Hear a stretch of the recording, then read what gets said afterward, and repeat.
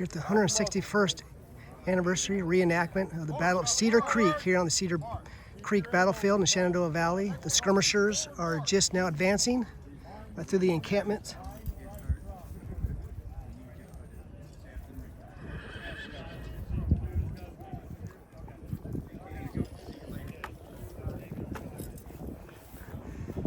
Infantry is behind for now. So work my way up. The skirmishers work their way up here. This actually is the beginning of the reenactment here. It actually begins in the encampment itself.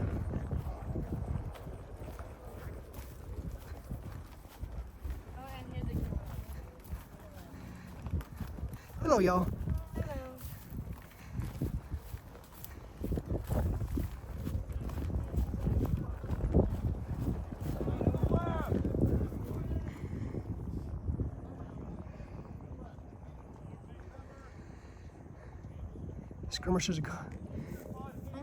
The skirmishers are coming out from the encampment here in the Battle of Cedar Creek.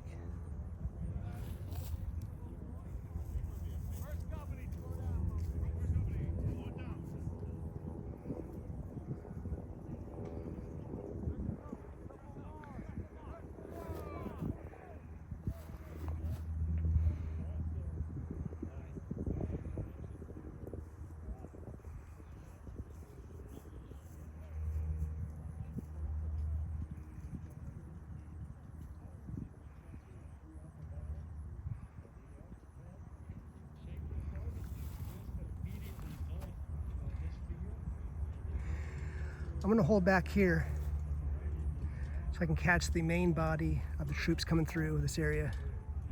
I don't want to miss that. Although the skirmishers are advancing right now. You can see the troops marching forward right now.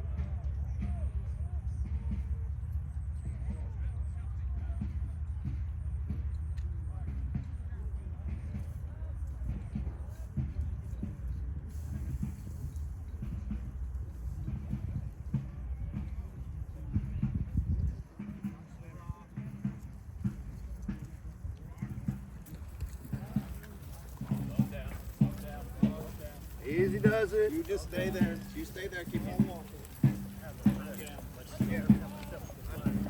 Getting out here, getting up here.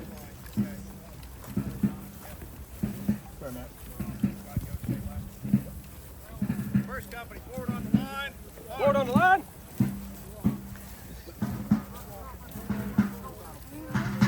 Wow, this is such an impressive scene right here.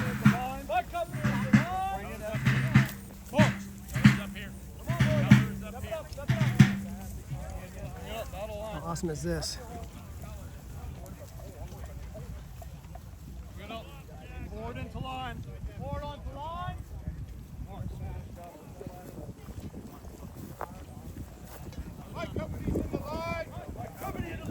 This is so cool. This is so cool.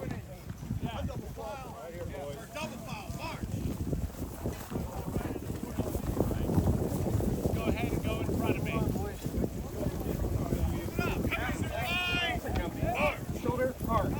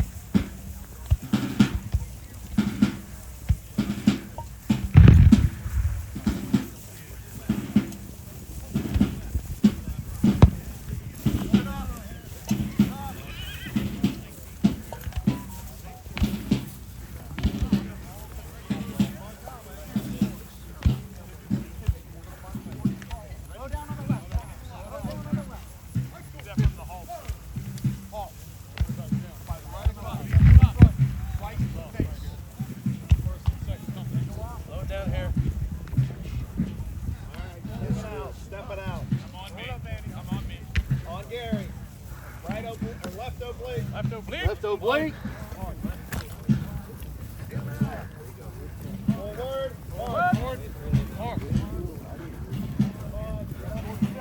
Alright. Colors. Step it out. There you go.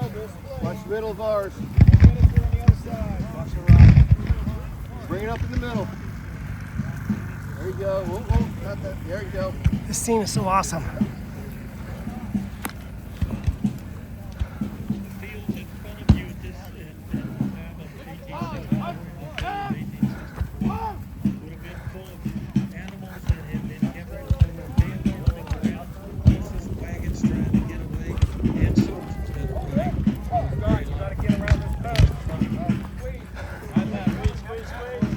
Left oblique. Left oblique. Keep going. Left oblique.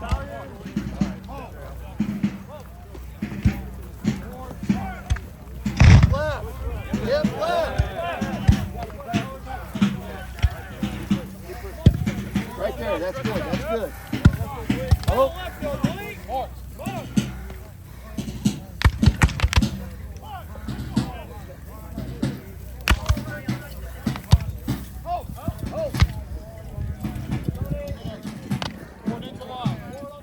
Here comes Gordon's guys from across the pike. They'll join in the Confederate. Things are going to get worse for the Federals here pretty quick. And more men coming on the field all the time. In the early morning attack, the only guy that was not initially engaged was a guy by the name of Wharton, Gabriel Wharton, and his Virginia units. These guys represent Terry's Stonewall Brigade, a lot of very important Southern infantry. Decimated by this time, in poor condition, but still very valiant. Now these are the guys that have driven Stephen Thomas's men out of the hollow there below the park headquarters, and have come on the field, come across the pike, and now on the field.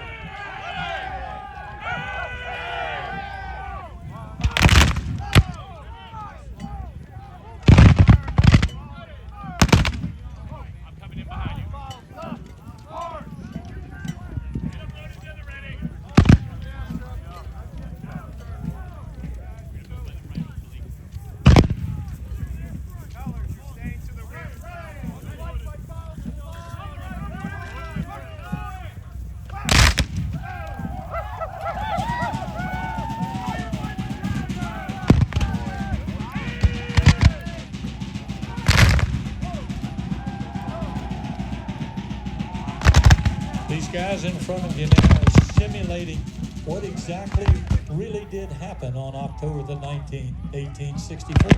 These two sides fought on this field right in front of you.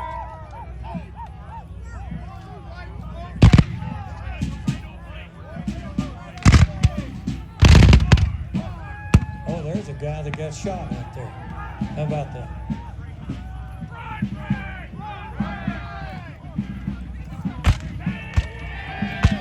These guys that you see right in front passing us left to right is just about the approximate size of a regiment in the day in 1864. The ranks had been decimated so much that this is about like they are. And you see they're beginning to drive the Federals. The Federals are beginning to retreat. And this is the way they would fight at that point in time. Fire a volley, everybody stops and loads. Get ready for the next volley.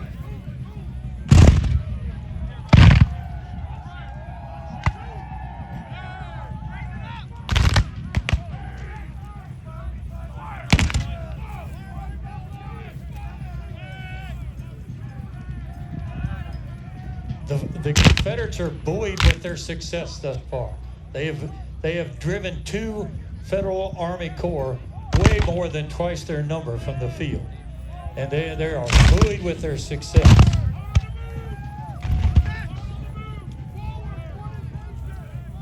Stopp weg! Mach mal Insta weg!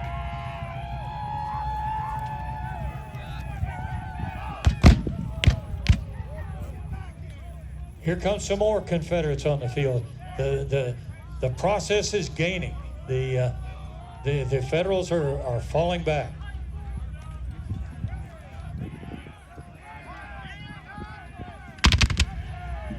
As the Federals fall back, the Confederates continue their advance. Their advance will eventually carry them beyond the town of Middletown, but it is fought like you're watching today, step by step, 100 yards by 100 yards.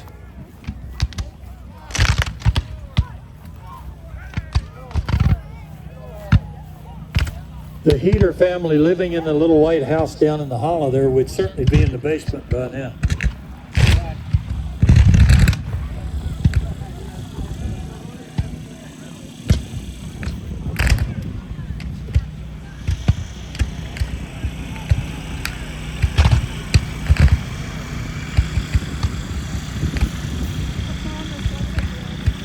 William Emery, the commander of the 19th Army Corps, was roused awake by the early morning attack. He was not ready for the fight, nor were virtually anyone in the Federal camps. But by now, Emery is out on the field, and of course, Sheridan is not present at the time. Sheridan is in Winchester, and when all this is occurring.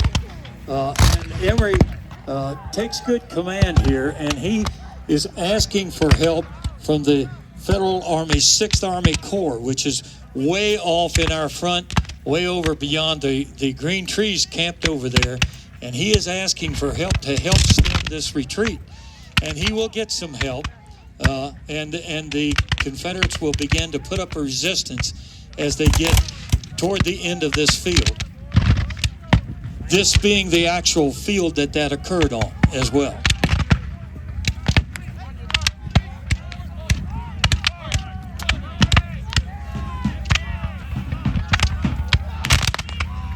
Again, the Rebs are gaining ground.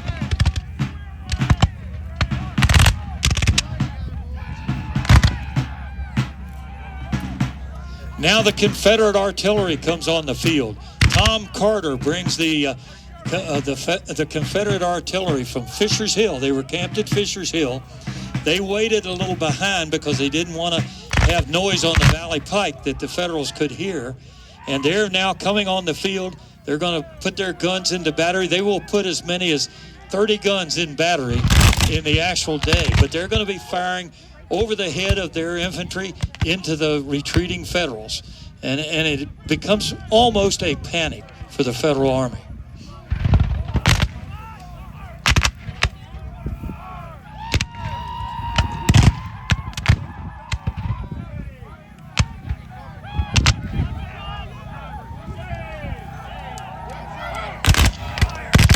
Trying to stem the tide of this Confederate advance, Lieutenant Hezekiah's battery, Hezekiah Hickson's 17th Battery, Indiana Light Artillery, was actually deployed right in the yard of the Belgrove Mansion and was now rapidly firing east across the pike at Gordon's and Ramseur's advancing forces. They would be firing at these guys you see right out here in your front.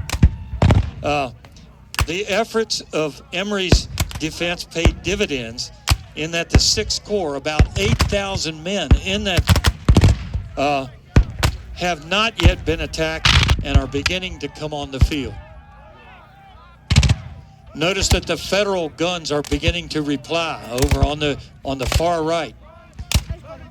Many Confederate cannon were captured that morning in the early dawn. Some over on Thoburn's position at Cedar Creek, more in Hayes and their camp east of the pike, and then a great deal in the 19th Army Corps down here in the line of trenches we talked about a while ago.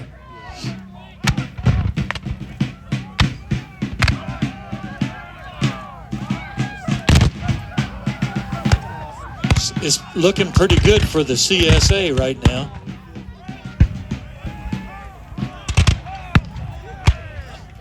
The big guns begin to fire.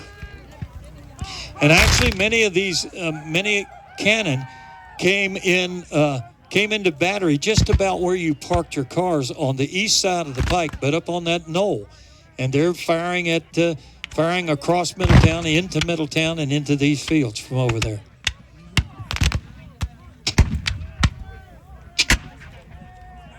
Here they go.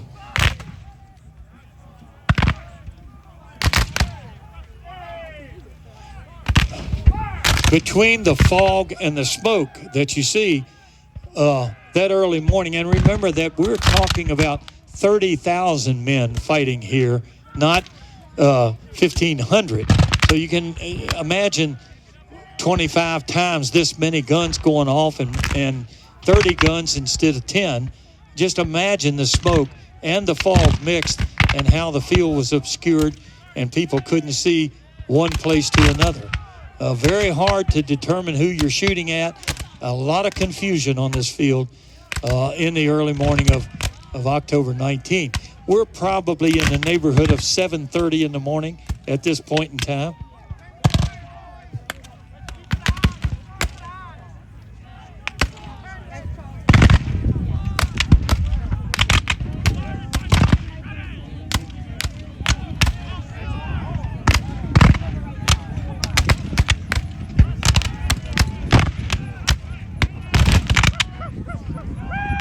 Yeah, as you see out here, you know when you think about modern day gunfire, you don't see the smoke that you see here. This is smoke from black powder, both out of the cannons and out of the individual rifles. And with that many men firing on a field this size, you can just imagine how hard it was to see someone or know who you were seeing or how to give commands to your unit. And the roar of the battle was tremendous as well. So you just have to imagine how difficult it was to see where you were. And of course, we didn't have cell phones back then, and you couldn't call the commander and do all that. So you can just imagine what really happened here. And by this time in the morning, there are probably 3,000, if you will, 3,000 federal casualties on the field that would be killed, wounded, and captured. That's a lot of people and of course, people are dragging wounded people back. The hospitals will be created in Middletown on north to Stevens City, be full of Union wounded. At Cedar Creek, back just across the creek, a notable house, the Stickley House there, served as a hospital. They said that the amputated legs and arms were higher than the window that they pitched them out of as they made the amputations on the kitchen table of the Stickley family that lived there during the war.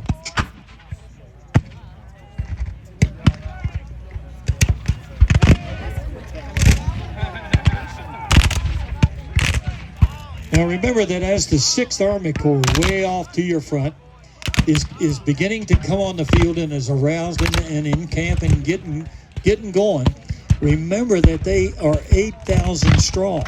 They're almost as strong as Early's entire infantry in his army. So they're going to have a big effect on this fight later in the day.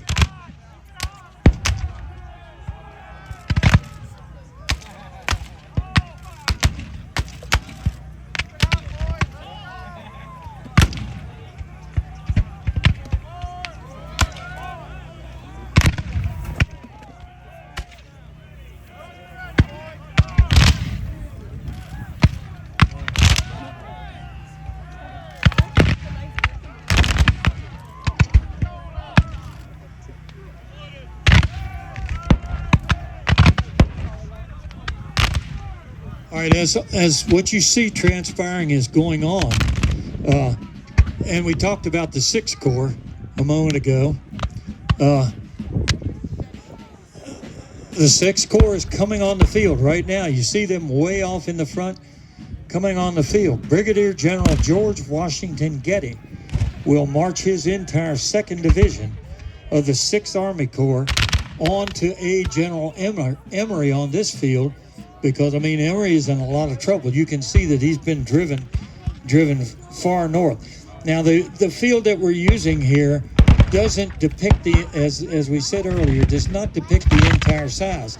What we see now is actually going on at the far end of this field pretty much where you see the cannon smoke, way off to the front left, actually occurring on this field. But a lot of these guys have now gone into Middletown and are trying to reform beyond Middletown. Getty will take charge of this affair, though. But by now, the Confederates are starting to straggle. They've lost men as well, and their ranks are not as full as they were in the early morning. We don't want to talk a lot about many of them remaining in camp, in the federal camp, but obviously there were some, because most of them needed a pair of shoes. And if the Federals ran out of camp and left their shoes, somebody's going to be wearing those, and they're going to have on a brown or gray uniform. But at any rate, the Confederates become a little bit disorganized as this affair is going on.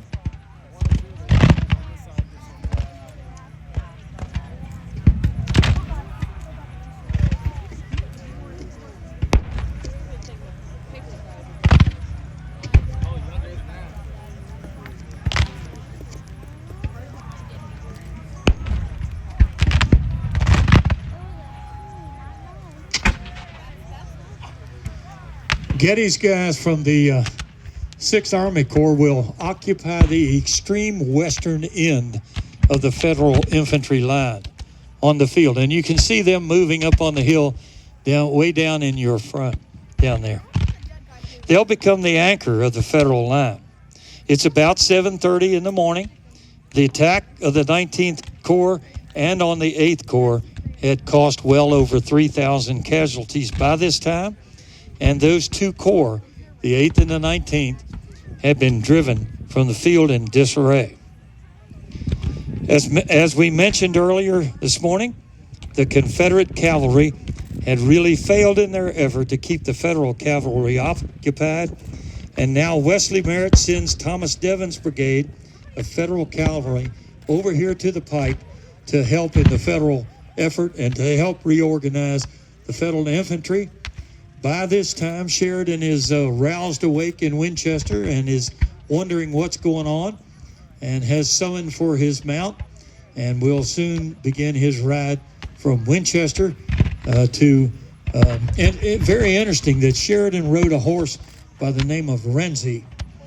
But after this affair and after Thomas Buchanan Reed wrote that famous poem, Sheridan renamed his horse Winchester after this affair.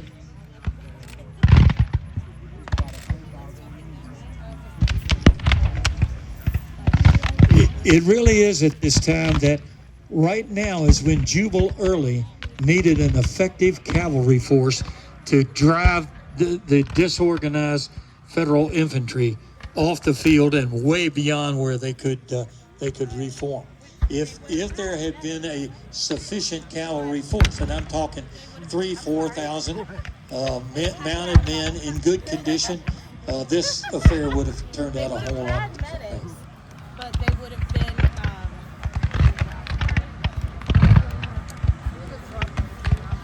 Also, by about this time, Wharton's infantry had joined the Confederate ranks.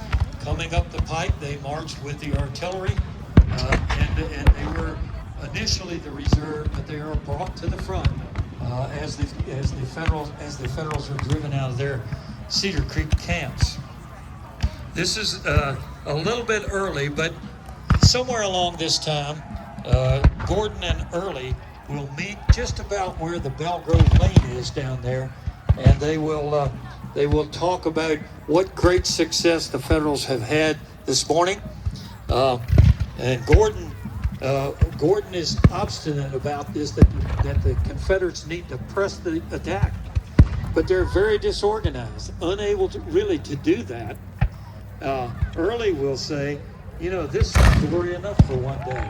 And remember that Early has lost Winchester, he has lost Fisher's Hill, he has lost Tom's Hill. So it's about time for him to win one.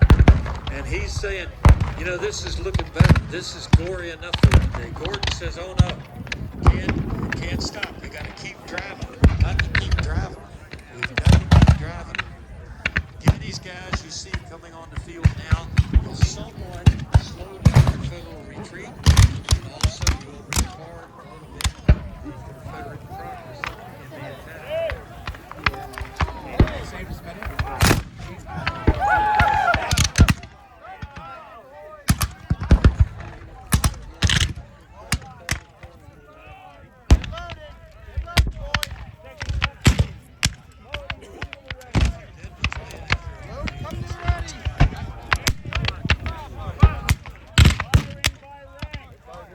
Front rank.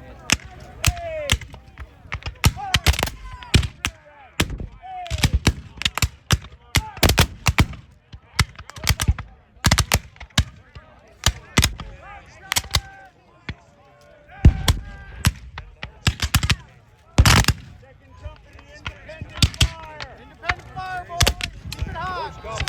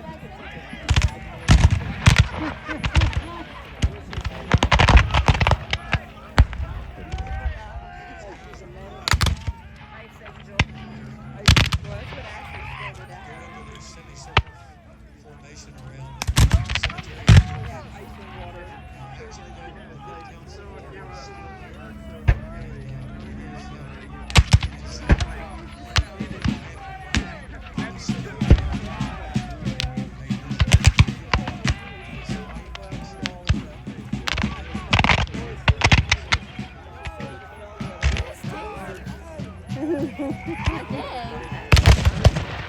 Look at her. She's ready. She wants some money.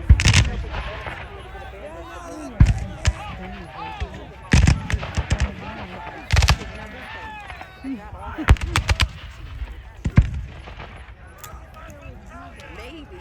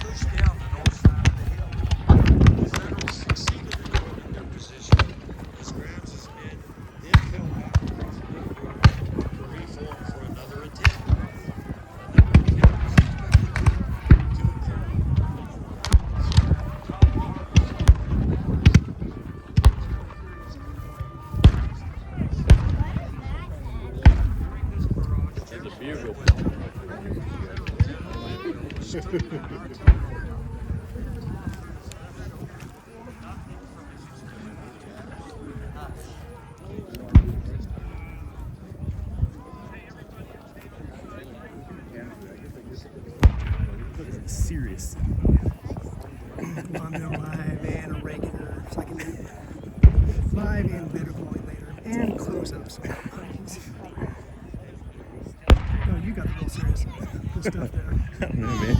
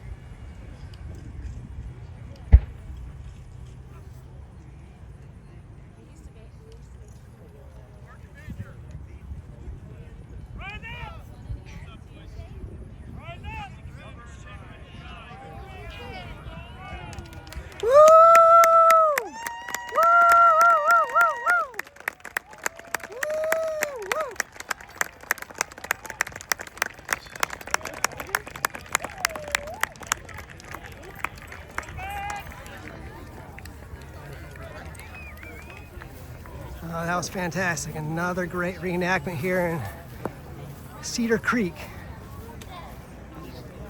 Here for the Battle of Cedar Creek that took place here by Middletown, Virginia, back on October 19th, 1864. You can see the it's the last major battle in the Shenandoah Valley. Camp early in the morning, and they have come all the way to Cedar Creek near the Shenandoah River, near Cedar Creek. So Lieutenant General Early All the way onto this another fought Major General Sheridan. This is preserved by the Cedar Creek Battlefield Foundation. which has been shot up from their attacks on the cemetery. They're expected any moment to receive orders for another assault, but all of a sudden that order never came. Yeah, one for live, one for close-ups, one for better YouTube later on. Die all just desultory firing. Yeah, it'll be on Dixie forever. Remember that. Take care. Much later in the afternoon. Getty will move his men back from the crest of the cemetery to avoid the horrible fire by Carter's artillery, and that will last another 30 minutes or something, which would put us at roughly 9:30, 10 o'clock, something like that. By that time, the Confederate steam has almost, as they say, gone up the spout. The Getty will make a leisurely withdrawal to the area north of Middletown, just about where the community college is located, if you're familiar with that site up there. And their line will extend from the Valley Pike all the way across to the west. And they will form a defensive line there, and the battle will stop as far as active pursuit by the Confederates. The Confederates will advance north of Middletown as well, establish their own line along where Miller's Mill was, just about where the pizza shop is, where the 7-Eleven is across that road, along there and down to the west. And that line those two lines will be stationary for some several hours. Just about that time, Sheridan will arrive on the field. Finally, from riding hard from Winchester with his foam-drenched horse, and will begin to reform his Federal Army for an afternoon charge that will be the focus of tomorrow's battlefield event. I want to one other time be sure that you know that these reenactors that are out here in front of you and yourselves have participated in a great event to save land that was originally fought over in 1864. So give all of these reenactors a hand, if you will. I think they're going to come up here in a few moments and have a roll call so that you know who you're applauding for, but haven't they done a great job today?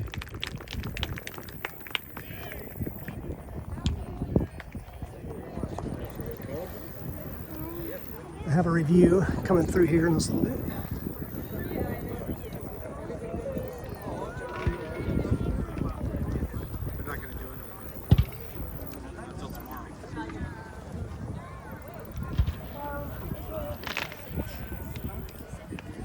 Oh yeah, forgot to tell you, you spectators here, be sure you go by the Cedar Creek Battlefield headquarters or in here in the big tent. Get yourselves a $5 ticket for tonight's evening walk through the camps. Very important. It's called a Starlight Tour. What do you call it? It's a candlelight tour. Yeah, may not be any stars, although the weather looks beautiful out here. It's called a candlelight tour. It begins at 5:30, and it will take you on a tour through the camp, and you get to see and meet these guys at their living quarters on the field here later this evening. Oh yeah. Also, in this very area, right about where we are, there will be a night artillery firing demonstration. So if you want to see that, show up in this area, and the guy will narrate that for you again. And the important thing is at night, you get to see the flash out of the gun. It's pretty impressive. It really is.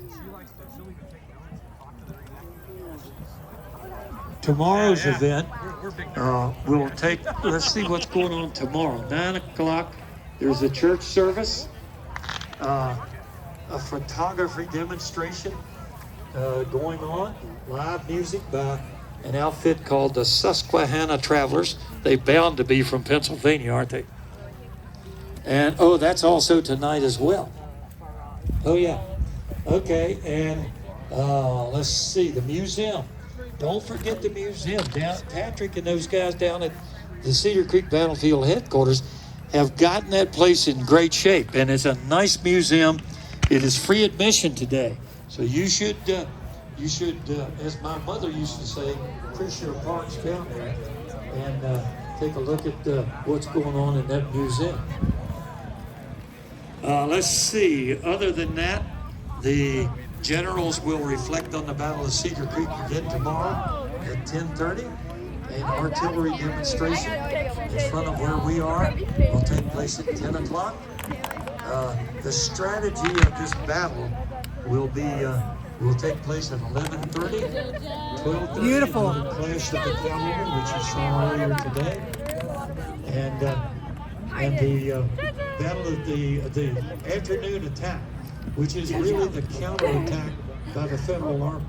And I don't want to take the thunder of the next narrator, but Sheridan will get his Federal Army in very great order, and at about 4 o'clock in the afternoon, although things have had what they call the fatal lull in the battle, Sheridan will have his Federal Army very well organized. And Awesome. they will I love it. You guys look counterattack. wonderful to see everyone. Middletown. Love to see all these living history Eventually events. sweep the Confederates Thank you. from the Thank you all. field. That will take place tomorrow at 1 o'clock that? in this same area. Well, Thank you all so for your one of these is attendance for today. like There a will for be Dixie a roll Forever. call One's for like a going on live. out One's here for a in front better of you, so video. stick around so To you show can everybody see how who's great of a present family event this here is. today. You got that? What's that? You got that by yourself? Like Yep. the whole, that Yep, I just added pieces. Did you add that part? Or that came before? Yeah, I added all these pieces. Yep, added all these pieces. I like them. Like that. It helps keep the sun off because these cameras overheat. Sometimes they'll shut down if they get too hot. So, so I wanted to do just enough to keep the camera cool. Thank you all so much for being out here. It's wonderful. Is it heavy to tow? I'm sorry? Is it heavy to tow? It is. It's like holding a 20-pound weight. My daughter's up for Destin down at the beach. And all right, when she first gets started every year for her season, Yes. The benefit of having it heavier is it stays more stable. yeah. I like that. Oh, you get more out of this. I think I want to. Mom, look. Y'all look wonderful. Oh, thank you. It was good to see you last over at Daniel Lady Farm, right? Yeah. Yeah, We were there at Daniel Lady. I shared a video on a place called Dixie Forever. Oh, yes. I saw it. So, and it'll be again on Dixie Forever. Okay. We'll So- watch for you. So thank you. Is there anything that you wanted to say? We just enjoy this, and we're glad that people come out and keeping history alive. Yep. Amen. Yeah. Exactly. That you and I think alike. Sharing it with this generation, like that's what's important. Is sharing it with them. Amen. That's exactly why I share these. Show everybody how great a family event this is. To keep American living history alive. Whoa, we're getting a little feisty out here. Calm down, girl. And she and my son are like packed and ready to go a week before. They love this. I love it. I was supposed to be at Droop Mountain last week. There was a reenactment up there as well. Okay. But I'll see you again at maybe Daniel Lady's Farm. Or I'll be at the Battle of Lusty and also the Battle of Aiken as well. Is that a good one? The Lusty? I love that one too. My son wants to try that one. My aunt's up from Florida. So we might be going down hopefully for that one eventually. Well, I do love it. Not nearly as many settlers, not nearly as much food, Yes. but the action comes right up in front of you. Oh, okay. I do love that part of it. Have you been to that one Aiken. No. It's on the TV.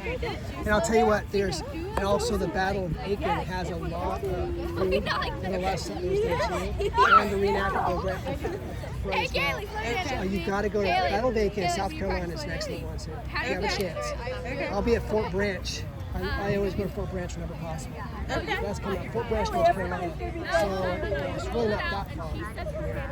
Anyways, so thank you. Yeah. Thank you for coming out. Always love to see you all. Thank you. You've got a beautiful family.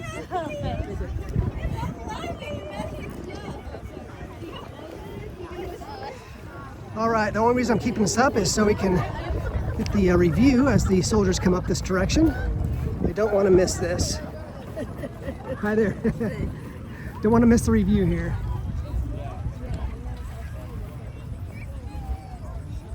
Oh.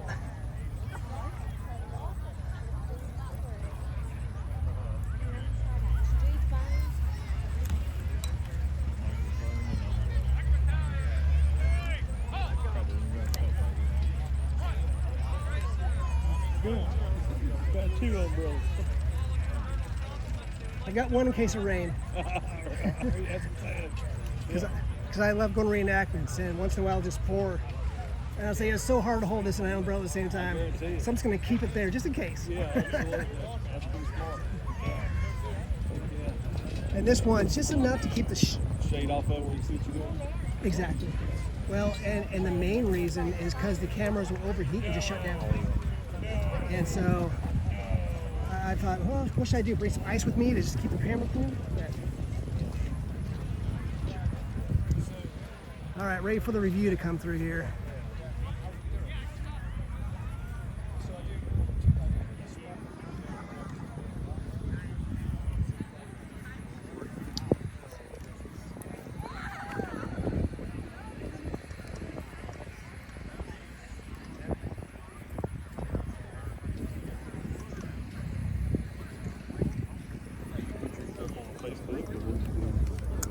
Yeah, this will be on a Facebook page called Dixie Forever. Yeah, so Dixie Forever. In fact, one of these is live. And so it'll be just, I don't have to mess with it. It's just automatically available. And just show people, hey, they're missing a good time. It's great talent. My grandson's right around. Let's see how far our wireless will reach. 14 years old. Oh, that's awesome. Oh, that's so cool. Check 1, 2, 1, 2, 3.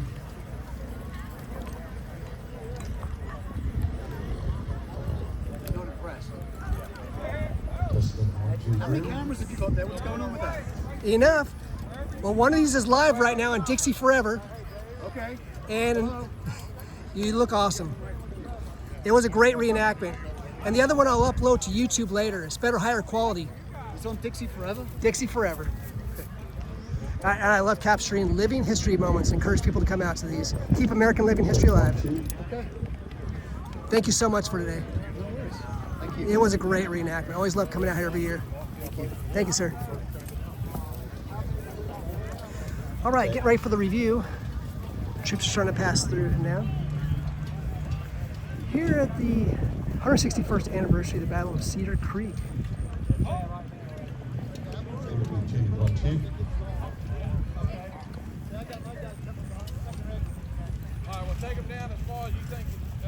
Thank you to all the reenactors. Got the Union troops, what I would call the invaders, come through. The Union troops coming through right now. Check 1, 2, testing. Everybody can hear It's a okay? great day out here. I'd say mid 70s, kind of lower mid 70s. Nice pleasant day. Okay, have the review. Once again, this is at the conclusion of the first day of the reenactment. Of course, there's another reenactment tomorrow. The reenactment tomorrow starts an hour earlier. Thank you to all the reenactors.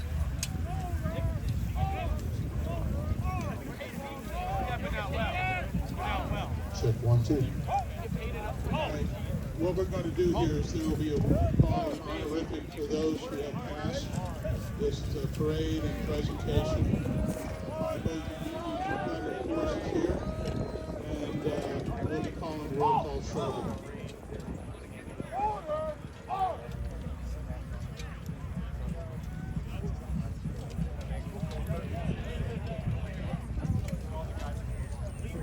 Roll call here first for those who have passed.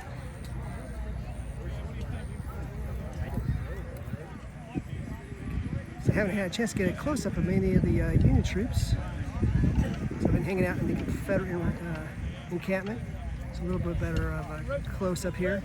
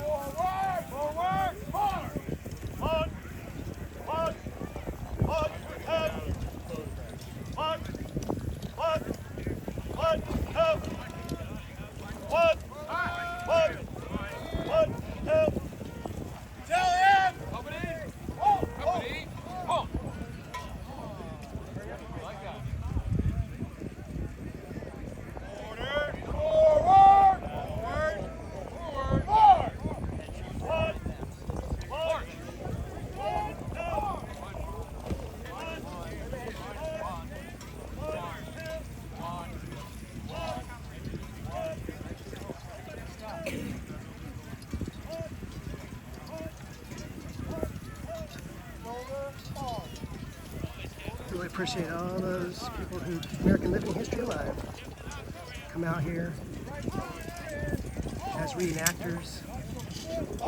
Come out here, spectators as well. Talked to a lot of reenactors, and they all have such fond memories of these moments.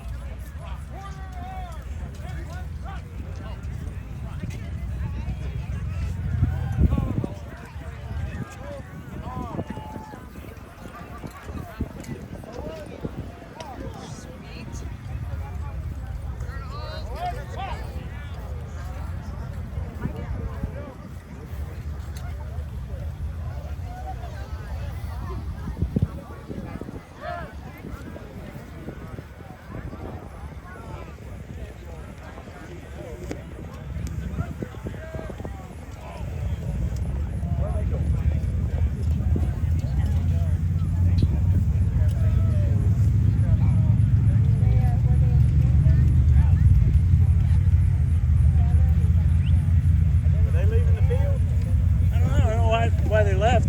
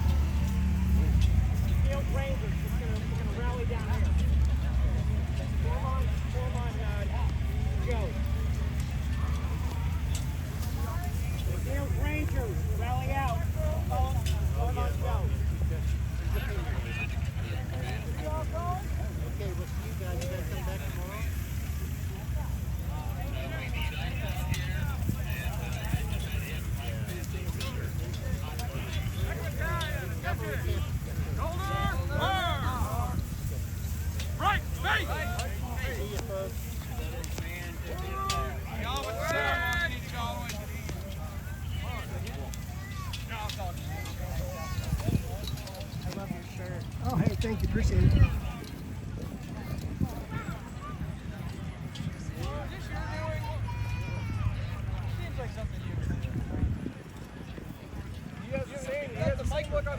Hey, good to see you.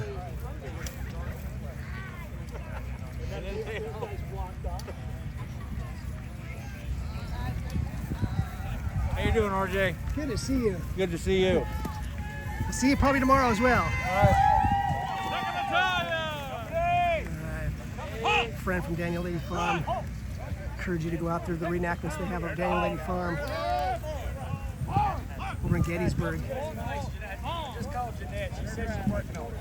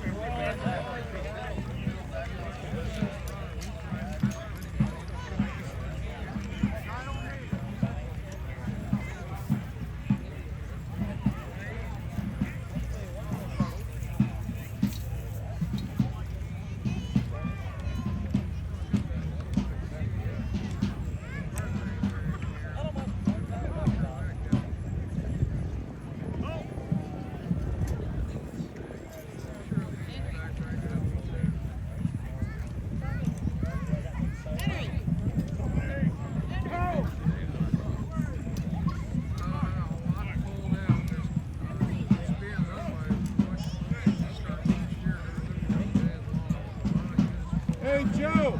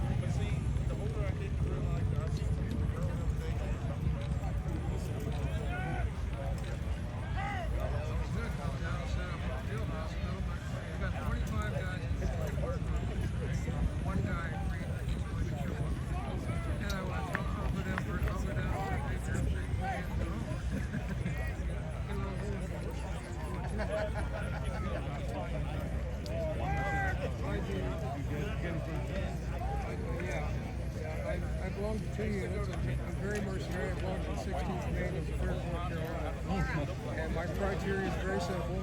Whichever unit has the best job for the weekend has a surgeon. Hey, I know the South Loop. I will.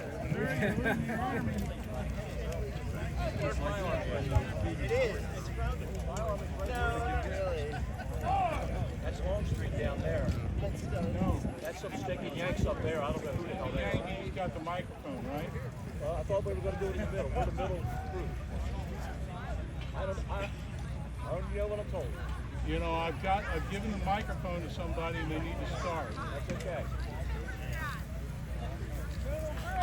Somebody Federal's going to read first. Yeah.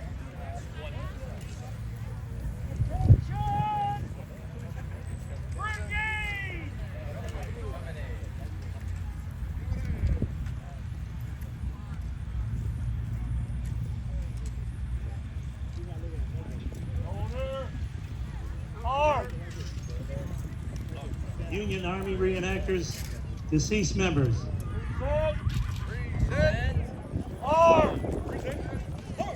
John Brindle, 17th Pennsylvania Cavalry.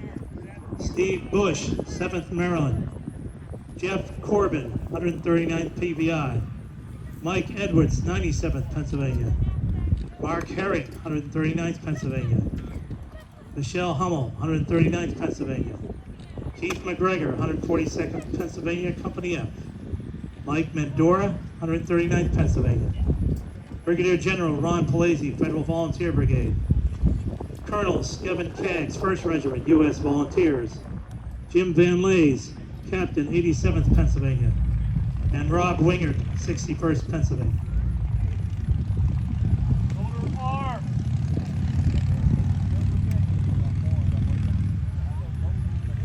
From the Army of Northern Virginia.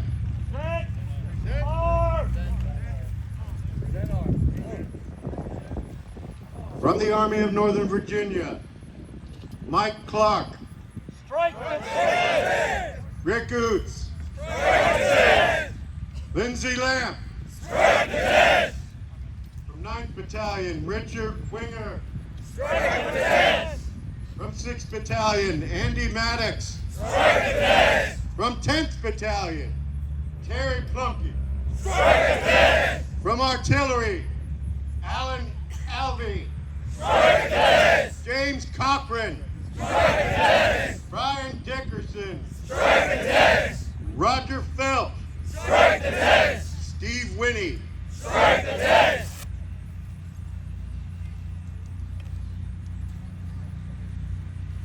From Longstreet's Corps, Artillery, Mitch Landon, 4th Maryland Artillery. Longstreet's Corps Cavalry, Sean Bosley, 1st Maryland Cav.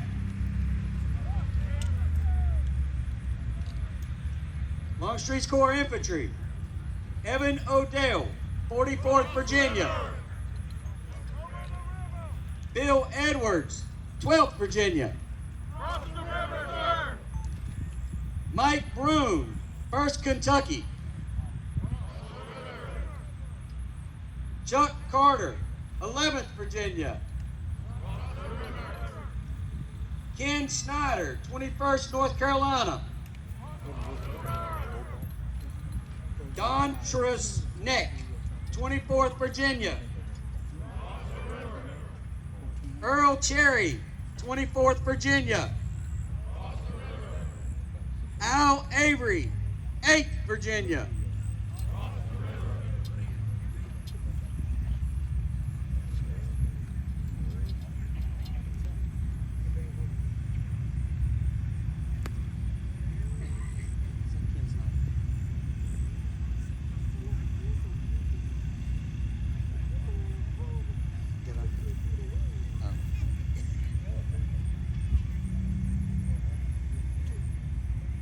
Ken Snyder, 22nd North Carolina.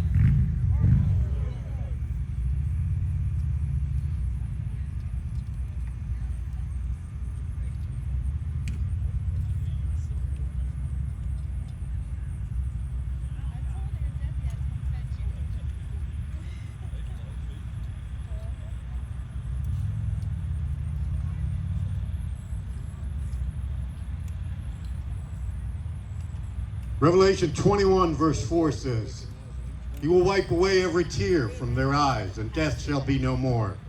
Neither shall there be mourning, nor crying, nor pain, for the former things have passed away. One more moment of silence for our dearly departed.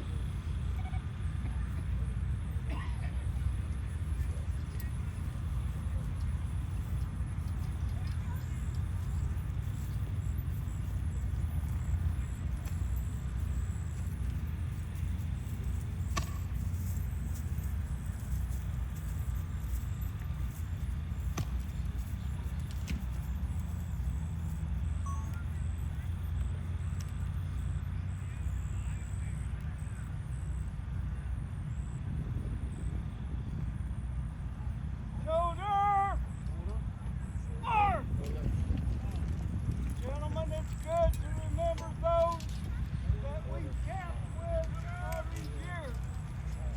Keep them in mind. Thank you for your participation. Great job today. Organizational commanders, take charge. A&B, Colonel, take your men back to camp. Thank you for the job today. Sir, can we have a second battalion?